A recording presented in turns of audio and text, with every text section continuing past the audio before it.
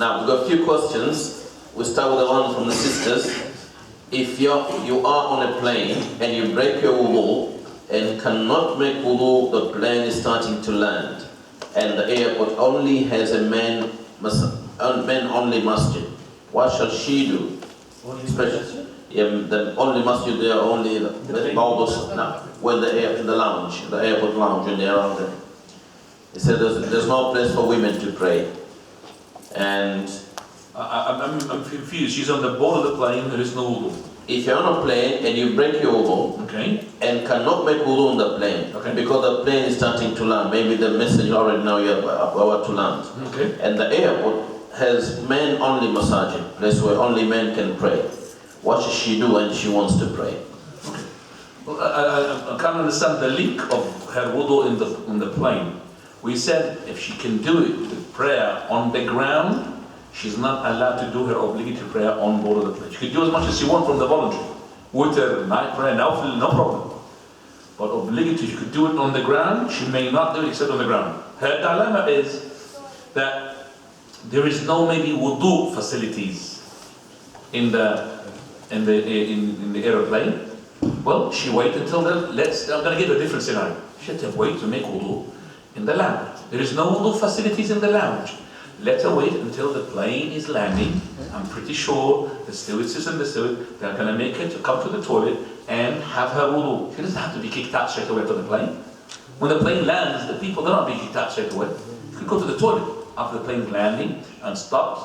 You go to the toilet and make wudu. And I'm sure there's toilets in the plane. I've never seen a plane without wudu. Have you ever seen a plane without wudu? Huh? Have you ever seen a plane without toilet? You open the window and do it outside. You have to have toilets. So, let me just answer that. Your point is different from my point.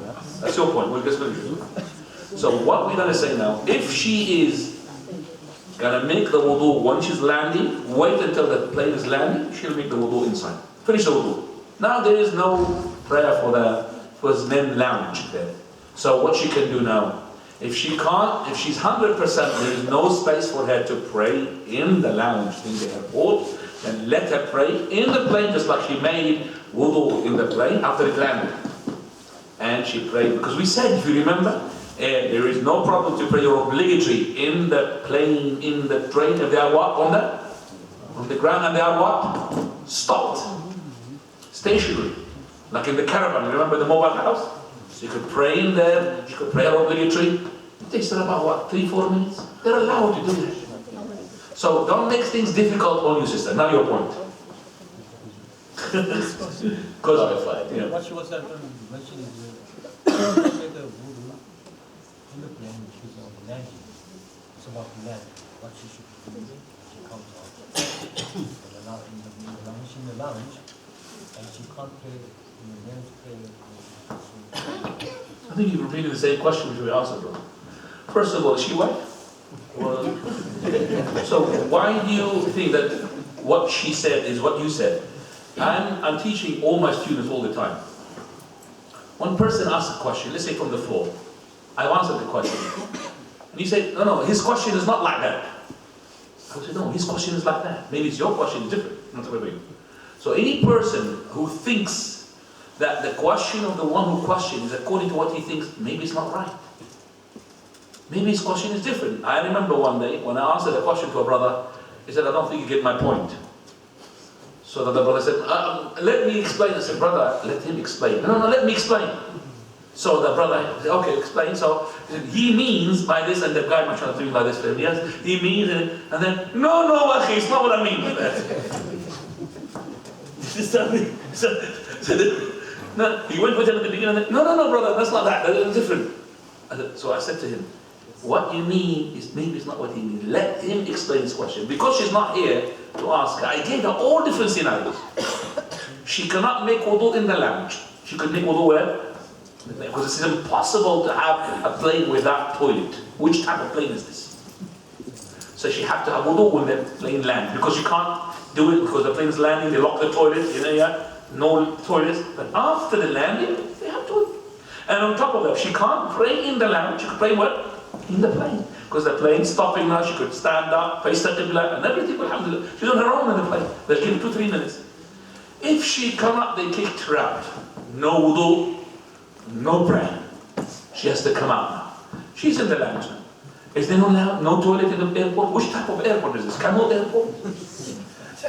They have to have toilets in the airport. So she goes to make wudu in the airport. She can't have a place to pray. Now, what type of place is she talking about? Sister, you don't have to pray inside that lounge of the masjid where the men are. You could pray in any corner. You could have your sisters covering you and pray. Make the wall behind you. Don't make any men behind you and pray. فَاتَّقُوا اللَّهَ مَسْتَطَعْتُمْ. Pray as much as you can. We have to alhamdulillah, we made it easy for us. Look at the Christians and the Jews. They can't pray except in the synagogue. We pray anywhere. As long as it's in the toilet. And it's not a cemetery. And as long as it's not a graveyard. Those 3 places are not allowed to be prayed in. No. Yeah, another question similar to that. Is it okay for a sister to pray in public with non-mahrams walking around? No problem for a sister to pray without a mahram next to her. The mahram is only needed for a journey. Let me as well expand on this. So if she wants to, let's say, meet her mother, she is in Pakistan. Okay, and there is no, or she wants to see a doctor lady in Pakistan. So mahram is needed from here to where? To Pakistan, to see that lady doctor. But he could leave her there with the lady doctor. He doesn't need a mahram where the traveling place is. Do you understand me? She needs the mahram where? The traveling process. In there, if she's safe, no problem. It's to do with safety now there. Safety, alhamdulillah, you could leave her there. Now, when she's there, she's not allowed to travel within the city without a mahram. So she cannot go to a place inside Pakistan, a different traveling distance, without a mahram. Is that understood, everybody? So in the traveling, when she's sitting, she doesn't need a mahram. In the prayer, she doesn't need a mahram. Now. This one is الصلاة في الطائرة. Again, هل يجب القيام لتكبيرة الإحرام ثم الجلوس لتكملة بقية الصلاة؟ أو إذا أمكن قراءة الفاتحة والسورة ثم الجلوس وأداء الركوع ثم السجود. Well, the question comes in English. Okay, he's asking whether it's obligatory to stand up in a prayer when you're praying, and then to sit down. In the beginning, you just takbir al-ihram, you're standing up, and then the rest of the prayer sitting down to complete the rest of the prayer.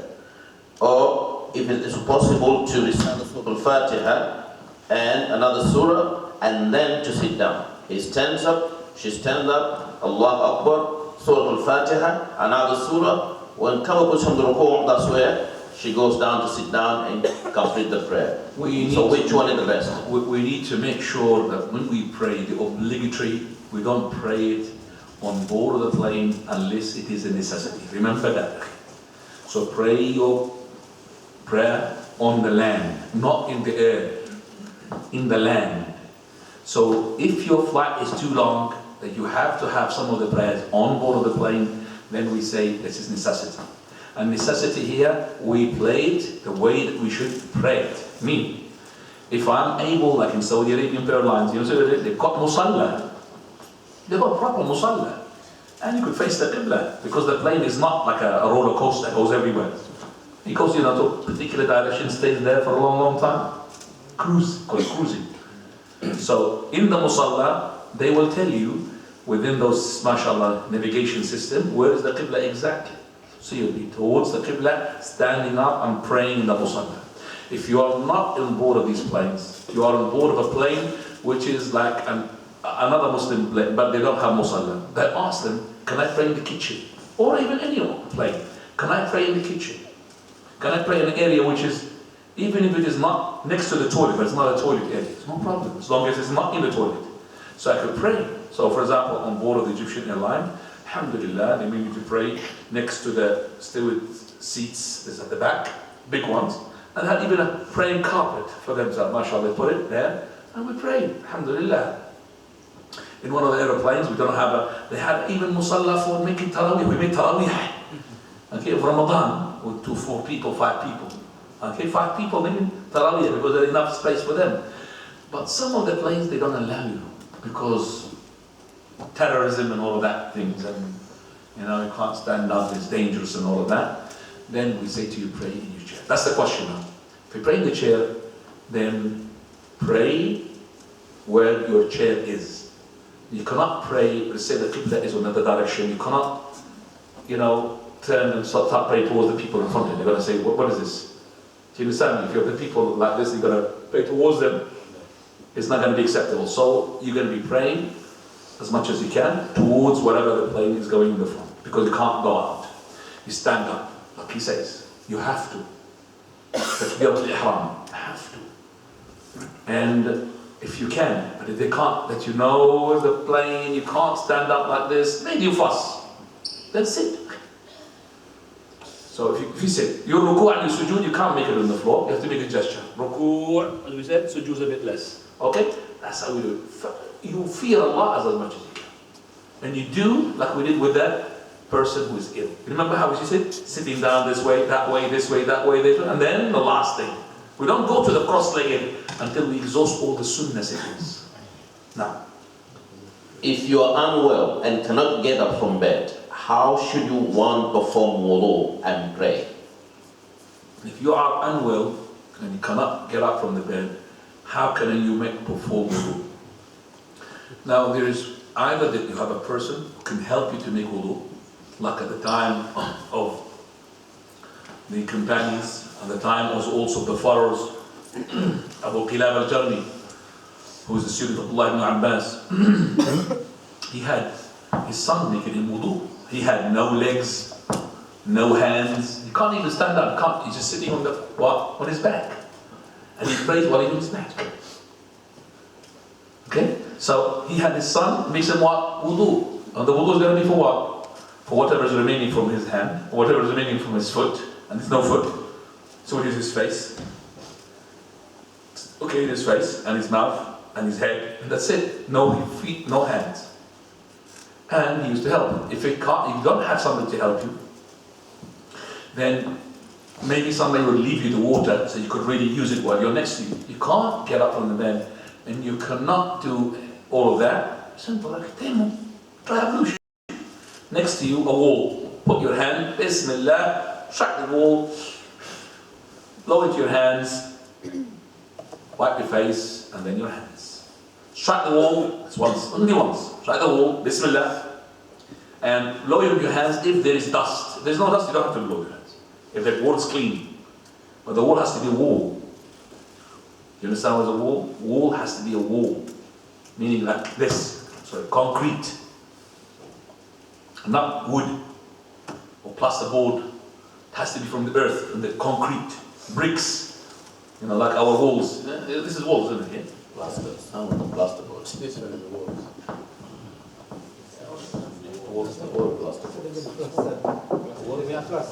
Plasterboard is not good. But these are walls, isn't it? Can you just knock on that one? Oh no, plasterboard again. The wall is inside, isn't it? Alright, clear inshallah. Plasterboard is not allowed. Wall, has to be wall. Okay, find a wall. Can't find a wall, bring your tile. Tile, you know tile? Brick or something like this. And that's why I tell the brothers, when you visit an ill person, it is from the bid'ah to come bring presents. You know, people bring presents to the person who is ill. That's a bid'ah. A bid'ah which is no good. Let so many people not to go and visit because he can't afford to buy a present. Because that guy who is ill, when he was ill himself, he gave him a present. Now he can't afford to buy the same present, so he is now, you know, brother, I didn't hear that you were ill. But he heard. And he knew. But he can't go there because it's too expensive. So it cost him a lot of money. So he had to bring this excuse. Yeah, brother, I didn't hear you were ill. You heard. So the best gift that he could bring to a person who is ill, something which is cheap.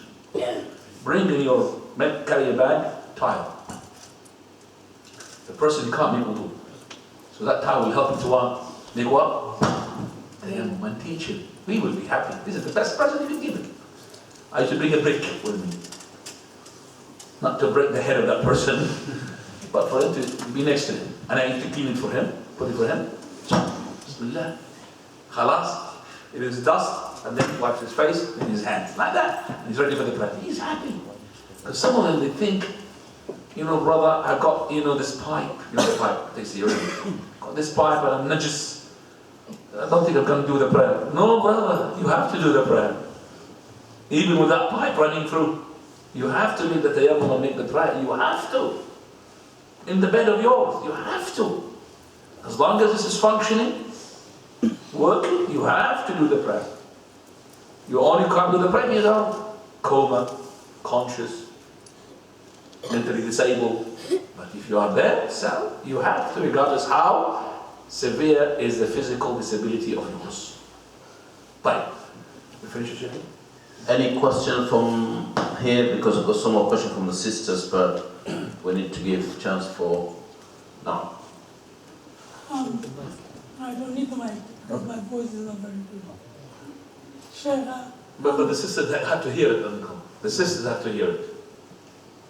Shaykh, I'm trying to ask you a question just for myself. Because this is not working. Yeah, it's not working. That's why, uncle. It's not because the microphone is rubbish. The thing is, I'm a brain stroke patient, yeah? I can do the ruku, I can do the sujood. The thing is, when I sit down for tashahud, you know, my veins get cramped. You know? That means you can't sit down, uncle. That's right. So you sit on the chair. What I was going to ask is, I do the Fard Salah, you know, On the chair. Yeah. And the Sunnah, I do on the chair. So you do the Fard Salah not on the chair? No. MashaAllah. So you when you are doing the prayer with the brothers here, you do it on the floor? Yes, sir. I've never seen a person doing this. Very rare. Jazakallahu khayran ya Allah. May Allah reward you. Allah, you are a person who should be a sunnah, a role model to the elders. The chair now became a phenomenon. But the thing is, the next question that I want to understand is, when I'm doing the Sunnah, is it alright if I do the ruku and the sujood on the floor and to sit down on the chair to do the tashahud? Is it okay? Of course. This is from the fiqh I want to teach. I've written a little booklet like this about fiqh al-salah al-karasi, fiqh of praying on the kursi, chair. And I want to write it, inshallah, publish it. Which is that if this person is able to stand, you know, he goes on the chair, and he wants on the chair, and he can't make ruku' and sujood from the chair, goes ruku', so sujood from the chair, sujood, and sits down, alhamdulillah, the chair is okay for him. So if he, let's say, he can't stand up, but if he sits down, like he said, the uncle, got veins and something wrong, then arthritis and all of that, so sitting in the chair more comfortable for me. But I could make ruku' and sujood. So what he does, goes like this, sujood, sajda, second sajda, and then goes back to the chair. That's what you do, uncle, yeah? 100%, mashallah. Faqih. Very good, uncle. That's going to go right here? Yes. The chairs, akhi, wallahi, some of the countries had banned the chairs. Bangladesh, some of the masajid, there was no chairs. Minister of Endowment said the chairs no, because half of the masjid is chairs. Have you been to the masjid in Whitechapel? Big masjid there. Have you been to it? Yeah. Look how many chairs there are. As big as your masjid chairs. Whole side, all of it chairs. And most of them are empty. So the chair is there taking place. The chair is supposed to be folded. And the person who uses the chair will take the folded chair, or somebody will help him to put it. But just to leave that chair in the front row, and somebody's there, well, who's the praying? The jinn, akhi? Take the chair away, I want to pray in that place. You can't take my place. That chair can't take my place. I'm in the front. So I'm just saying the chair's phenomenon is, and it breaks the rows. You know that. It breaks the rows. You feel the prayer is not really together. You know, say what? Feet to feet, chair to chair? What was that? Feet to chair, chair to leg? What was that? I've seen some of them, most I know, but they say uncle is very rare. Very rare. So this part, he's saying, uncle, I cannot sit down too much. That's why I sit on the chair. But when I make ruku', I could make ruku' sujood. You have to make the ruku' and sujood on the floor, and no problem to go get in the chair and sit down like this. MashaAllah, tabarakallah. Very good. You can't stand. Can you stand up, uncle? So you could make a ruku', standing up, qiyam, and everything. Uncle, the prayer is full. You are, mashallah, you need another wife. You tell him now, mashallah, he's happy. Last question, or question of the sister, please. Yeah. You mentioned it, but maybe you can clarify again. Can you please share what time is not allowed to pray? What times which you're not allowed to pray? Times not allowed. Did we share? What did we say today? Or maybe before? Just today, yeah. Those times which is prohibited to pray. I said no. The places were today. I did not say the times. I said the places were not to pray. The cemetery and the toilet and the camel stables. Those are the three places you're not allowed to pray in. But as in the times of the prayer, you see, we need to know which prayer we're talking about. If it's to do with a prayer of Tahiyyat al-Masjid, you could pray it at any time, regardless of the time.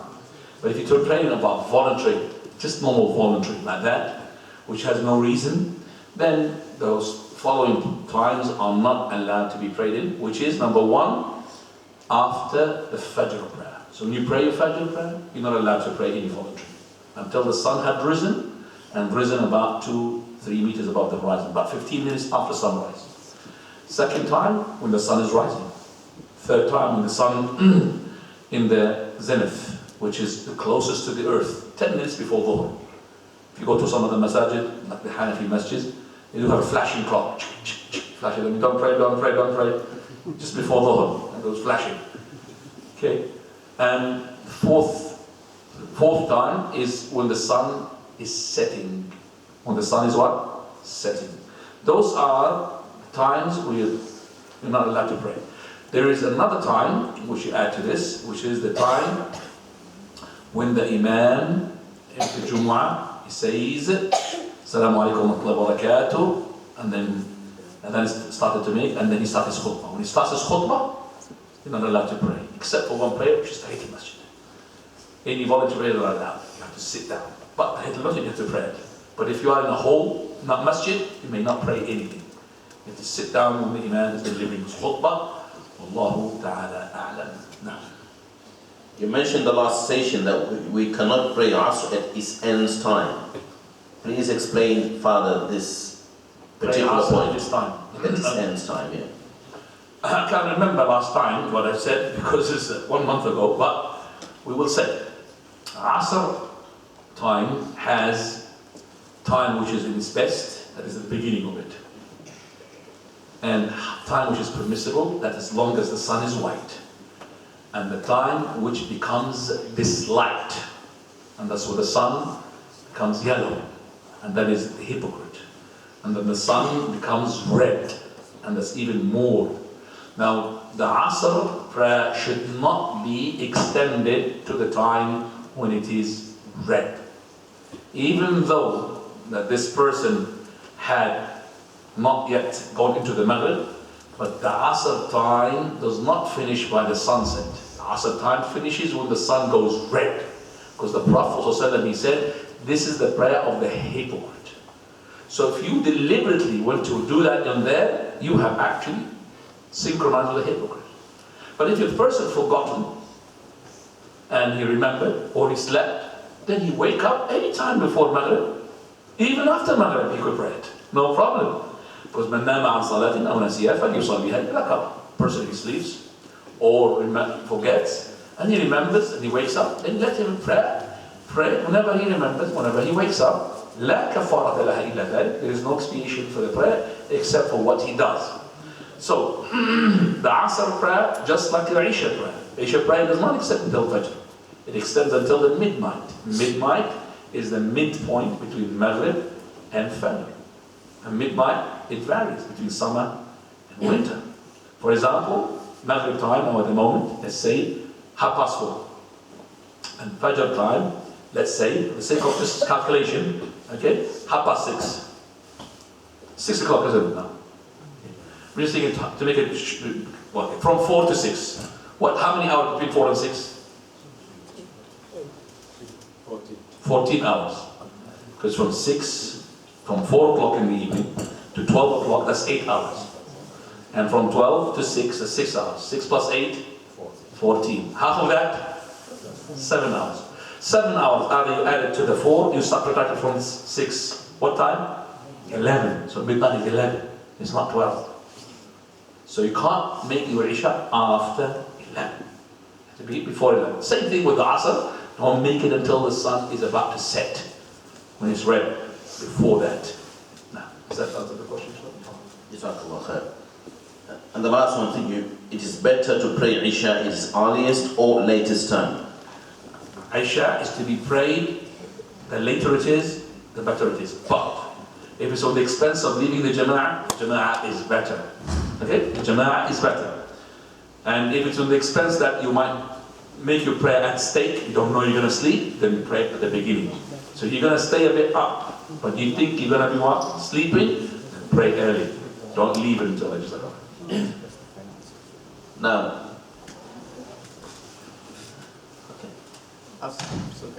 The last one. Until today, I knew about only 3 sittings. But now, today I think we learn about either 7 or 8. I just want to know, is there any particular type of sitting for able body? For able? Everybody now, someone who is not sick. Yeah.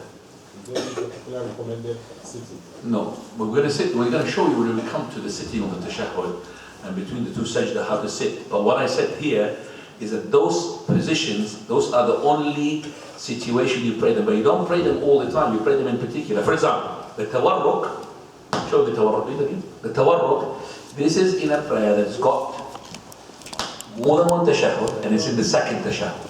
Look, it's called tawarruk. That tawarruk is to be prayed when you have a prayer has more than what? Tashahhud. And it's not the first tashahhud, it's the 2nd one. Whereas the first one, he does iftirash. Make iftirash for us. Iftirash is this way. This is in the middle tashahhud. You cannot make the tawarruk in the first tashahhud. It's in the one, in the last tashahhud of a prayer that's got more than 1 tashahhud. Okay? As for the iqa'a, blue iqa'a, this iqa'a is between the 2 sajda. You can't do it in the tashahhud. This is iqa'a, that is sitting on the back of the heels, and that is only between the 2 sajda. Understand that, Sean? what about the Salatul Fajr, which is only got 1 tashahhud? Which sitting is required? Or the Salatul Jum'ah, the same thing as well? This is the question of Shaykh Imam Saab, because the reader has the last question now. Is that okay? Last question. So the last question we say, first of all, I have answered this question just now when I said that the tawarruk is only in a prayer that's got more than 1 tashahhud. So if this prayer has got 1 tashahhud, which is like the Fajr, the hadith and the correct opinion is that you make iftirash, not tawarruk, because Imam Shafi'i was wrong in that issue. This is Shafi'i madhab, by the way, to make that is the tawarruk. And the hadith, that hadith Wa'il ibn Hujr, he had said that in the Prophet ﷺ, when you have a prayer, it's got 2 tashahhud. Prophet of Allah, he made iftirash in the first, and he did not make iftirash in the 2nd. And the opinions regarding this issue is of 3 opinions. There's opinion of Imam Malik, opinion of Imam Shafi'i, and a 3rd opinion as well, Imam Ibn Taymiyyah. So 3 opinions regarding this issue, and the correct opinion we say, because it's secret of the hadith, that tawarruk is only in a prayer that has got more than 1 tashahhud. So if it's 1 tashahhud in the prayer of Salat al-Fajr, this is madhab Imam Shafi'i, where he makes it tawarruk, but the hadith is actually does not help him. Wallahu ta'ala a'lam. Jazakallah khair, Shaykh. Alhamdulillah, we come to the end of our dars today. Hopefully we benefited a lot. And we're going to meet again here on the last Friday of the month of February. And that will be the 22nd of February, inshallah. So mark that date, inshallah. And hopefully we come back with our books and better understanding of what dars inshallah. Barakallahu fikum. Subhanakallahumma bihamdika. Nashhadu an la ilaha illa anta nastaghfiruka wa natubu ilayk.